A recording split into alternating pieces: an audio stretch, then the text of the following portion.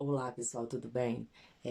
Eu tenho essa semana 2 lives, né? Nessa época de pandemia, a internet está sendo uma ferramenta assim muito útil, né? E muitos grupos estão sendo criados, no grupo Zoom, lives no YouTube ou no Instagram, que promovem assuntos que tiram a gente da ignorância, né? Que levam assuntos até nós de discussão muito ricos.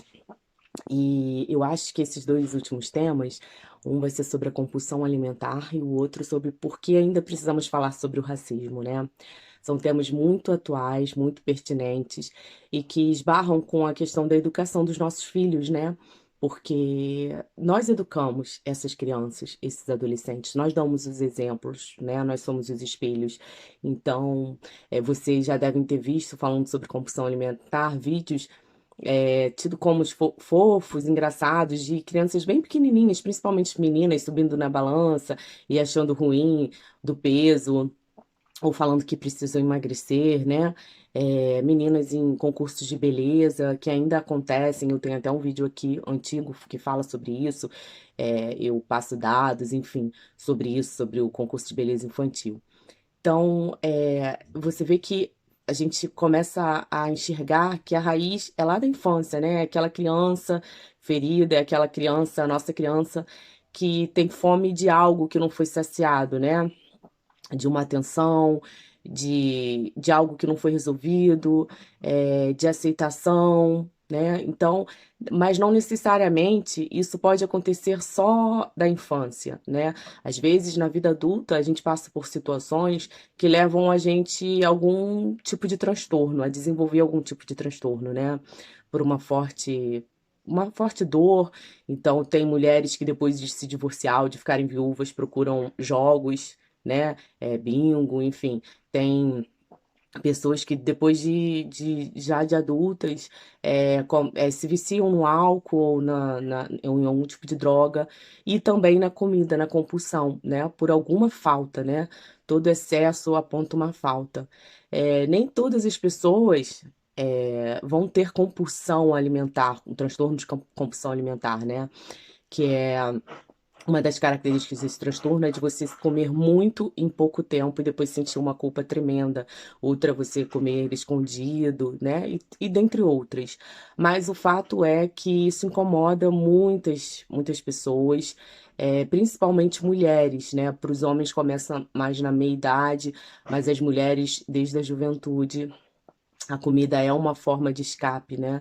E a compulsão alimentar, ela diferente da bulimia, que depois você provoca vômito, e aí perde aquele parte daquele alimento, né, injetar que você comeu, então você talvez não apareça os quilos a mais, né. E esses quilos a mais trazem vários transtornos, né, hipertensão, diabetes, apneias, e muitos desequilíbrios emocionais, né.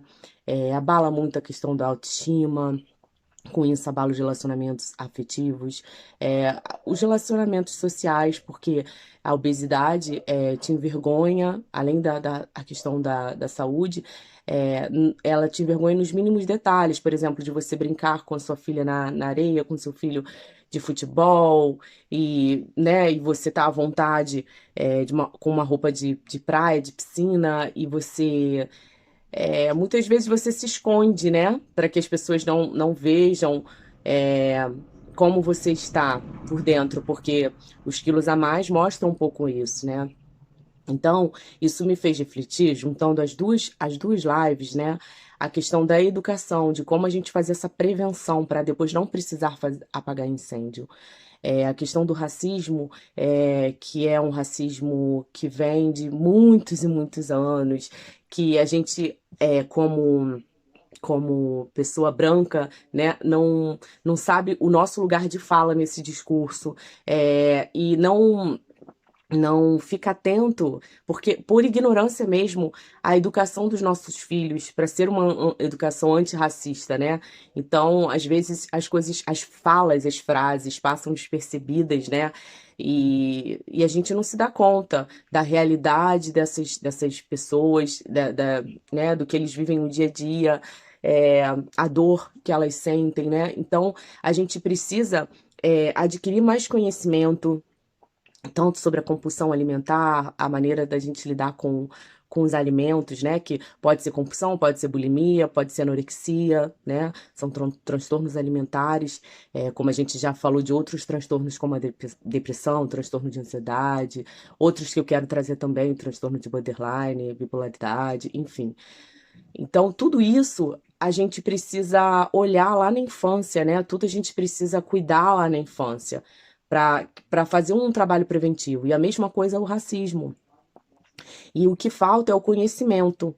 É o conhecimento de como atuar, como agir, como colocar isso nos currículos escolares, como já na educação infantil passar essas questões para as crianças, da alimentação, talvez da alimentação saudável, por exemplo, as escolas estejam aptas a passar, né? Porque tem nutricionistas, enfim, hoje em dia se fala muito sobre alimentação saudável, mas e o racismo? Como a gente pode colocar isso em pauta nas discussões das nossas famílias? Como a gente pode mostrar para os nossos filhos questões que são tão perturbadoras como a compulsão alimentar, como a bulimia? Eu fui assistir um filme sobre a bulimia, minha filha sentou ao meu lado. E o filme, ele não era um filme assim, era um filme forte, porque tratava de um assunto forte, mas não tinha cenas que ela não poderia assistir, né? Relacionados à violência ou a sexo, algo assim. Mas me incomodou, porque mostrou muito claramente, e ela ficou me perguntando, e eu comecei a me perguntar sobre esse meu incômodo, porque eu estava me sentindo incomodada em falar sobre isso com a minha filha, né, uma menina é, bonita, que as pessoas falam muito sobre a beleza dela, mas que ela precisa ver mais do que a beleza, né? Ela precisa se amar, ela precisa ver todas as qualidades que ela tem, todos os dons e talentos que ela tem, né? E não ficar presa a padrões de beleza, enfim. Então eu comecei a falar sobre, explicar para ela o que estava acontecendo ali no filme, né? E as crianças agem com muita naturalidade, né?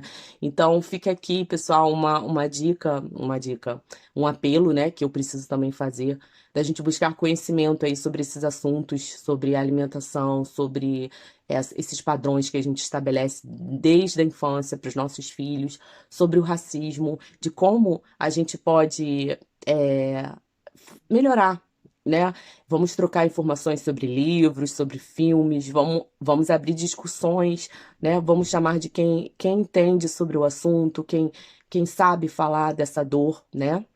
E vamos entender o nosso lugar, né? Nesses dois pontos. Qual é o nosso lugar de fala aí, que às vezes a gente fica sem saber qual é. Então a gente precisa conhecer, ter conhecimento do assunto, sair da ignorância e saber o nosso lugar de fala nesses assuntos, para a gente poder ser uma luz aí, não só para o mundo, mas para dentro da nossa casa, para a educação dos nossos filhos, tá?